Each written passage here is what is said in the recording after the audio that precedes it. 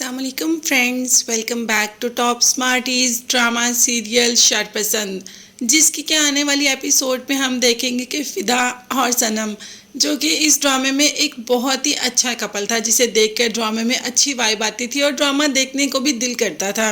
इतना romantic couple, इतना understanding couple, और फरासत की वजह से आज ये कपल इस डगर पर पहुंच गया कि एक दूसरे के साथ रहना क्या, एक दूसरे की शक्ल तक देखना पसंद नहीं कर रहा। अब तो दोनों ही एक दूसरे के साथ रहना पसंद नहीं कर रहे और फैसला हो गया कि अब एक दूसरे को हमेशा हमेशा के लिए छोड़ देंगे। अब तो कह दिया सनम ने फिदा से आकर कि तुम्हें नोटिस आ जाएगा और बस खुला के पेपर्स तुम्हें पहुंचते ही मैं तुम्हारे रिश्ते से आज़ाद हो जाऊंगी, क्योंकि मुझे ऐसा शक्की इंसान अपनी ज़िंदगी में बिल्कुल भी नहीं चाहिए। और ये सब कुछ सिर्फ और सिर्फ फरासत की वजह से हुआ। तो फरासत की ज़िंदगी में कौन सा सुकून है। बेटे ने शादी कर ली, एक बेटी घर आकर बैठ गई और दूसरी ना होने के बराबर, जिनसे मिलने को भी तरस जाएगा, और वो भी इतनी दुखी अपने घर में। फरासत का भी सारा दिन रोते हुए ही गुजर जाता है। अब तो फरासत के मोहल्ले वाले भी कहना शुरू हो गए कि फरासत चाहता है कि हम उसकी आंखों से देखें, जबकि ऐसा नहीं हो सकता।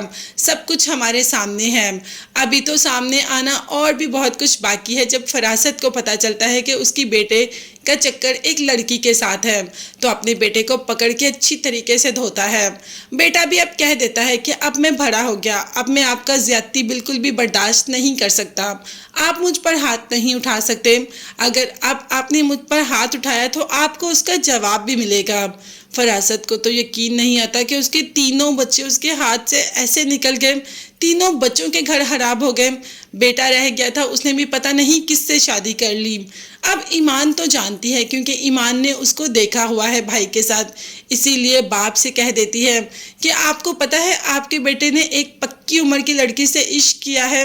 अब वो इश्क ही क्या, अभी तक इन्हें ये तो पता ही नहीं कि वो इश्क शादी के रिश्ते में भी बच चुका है।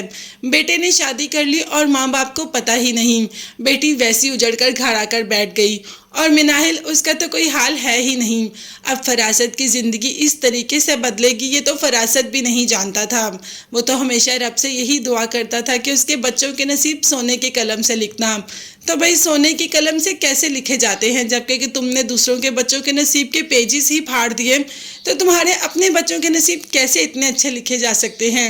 हर तरफ वीरानियाँ बिखेर दी, हर एक का घर बर्बाद कर दिया, तो एंड पे फरासत का घर भी तो बर्बाद होना था। देखते हैं कि फरासत जी को आगे और क्या क्या देखने और झेलने को मिलता है। अब तो मोहल्ला भी फरासत के खिलाफ हो गया, मगर तब तक के लिए चैनल को लाजमी सब्सक्राइब कीजिएगा, बेल आइकन भी प्रेस करें ताकि हर वीडियो आप तक बआसानी पहुंच सके। अपना बहुत ज़्यादा ख्याल रखिएगा और अपनी दुआओं में मुझे और मेरी फैमिली को भी याद रखिएगा। नेक्स्ट वीडियोस तक के लिए अल्लाह हाफ़िज़।